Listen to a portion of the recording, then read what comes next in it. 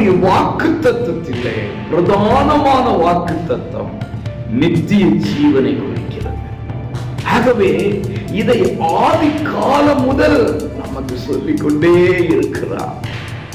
ஏன் திரும்ப திரும்ப சொல்லணும்னா நாம் அதை மறந்து விடுகிறோம்.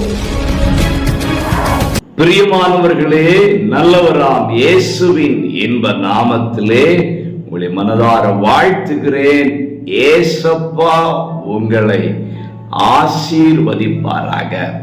தீத்து 1:3 ஆதி காலம் முதல் நித்திய ஜீவனை குறித்து வாக்கு தத்தம் பண்ணி. அன்பானவர்களே, தேவனுடைய வாக்கு தத்தத்திலே பிரதானமான காரியம் என்னவென்றால் நித்திய ஜீவன் தான். அது மறுமைக்கான ஒரு ஆசீர்வாதம். இன்றைக்கு பூமிக்குரிய வாக்கு தத்தங்கள், பூமியிலே நாம் வாழுகிற காலத்திலே நமக்கு தேவையான வாக்கு தத்தங்களை மட்டுமே நம்முடைய கண்கள் தேடுகிறது. நிலையில்லாத இந்த பூமிக்குரியவைகளையே சிந்தித்துக் கொண்டிருக்கிறோம்.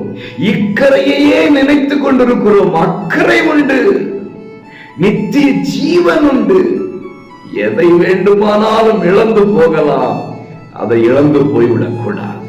ஆகவே பிரியமானவர்களே, தேவன் நமக்கு கொடுத்த நிலையான மறுமைக்குரிய இந்த நித்திய ஜீவன் என்கிற வாக்கு தத்தத்தை சுதந்திரிக்கிற விதத்திலே நம்முடைய வாழ்க்கை மாறட்டும்.